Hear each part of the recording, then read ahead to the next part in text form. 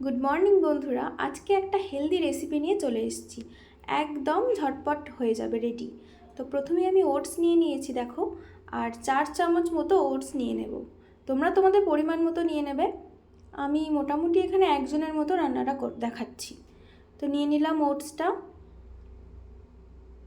আর সবচাইতে সুবিধা হচ্ছে যে প্রথমে তোমাদের গ্যাস জ্বালাতেই হবে না, একদম শুকনো উপকরণগুলো আগে মিশিয়ে নেব, তারপরে গ্যাসটাকে জ্বালাবো।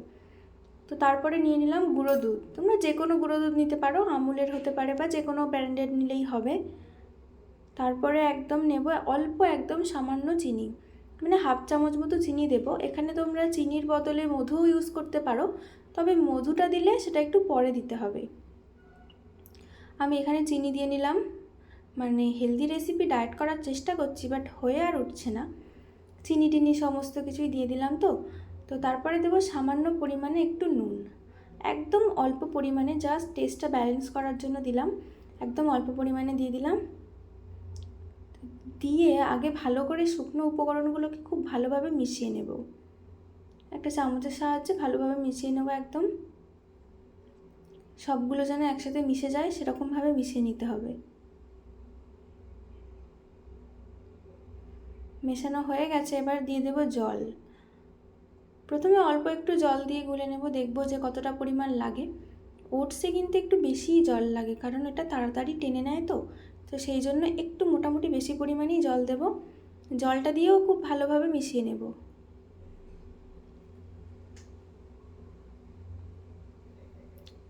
মিশিয়ে নিলাম। তো দেখো আমার এরকম টাইপের ঘনত্বটা হয়েছে। এবারে চলে যাব ডাইরেক্ট গ্যাসে। এবার গ্যাসটায় বসিয়ে দিলাম, এবার গ্যাসটা জ্বালিয়ে নেব। প্রথমে আমি একটু জোরেই রেখেছি। তো দেখো, এটা একটু ফুটতে একটু সময় দেব।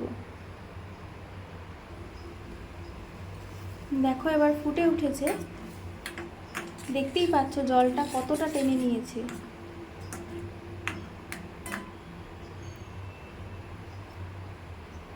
এবার গ্যাসের ফ্লেমটা একটু আস্তে করে দেব, দিয়ে একটু সময় ফুটিয়ে নেব। ফুটে উঠেছে ভালো মতো, দেখতে পাচ্ছ। এবার সামান্য একটু ফুটিয়ে আমি নামিয়ে দেব। এরপর তোমরা চাইলে এর ওপরে একটু ড্রাই ফ্রুট সামান্য ছড়িয়ে দিতে পারো। আমি সেটা দিইনি, কারণ সবসময় একরকম খেতে ইচ্ছে করে না, তাই জন্য আমি আজকে আর দিলাম না। তোমরা দিয়ে নিতে পারো। এবার যারা মধু দিতে চাও তারা কিন্তু নামিয়ে তারপরে মধুটা দিয়ে মিক্স করে খেয়ে নেবে। তো সবাই জানাও আমার রেসিপিটা কেমন লাগলো, আর লাইক কমেন্ট করতে কিন্তু একদম ভুলো না।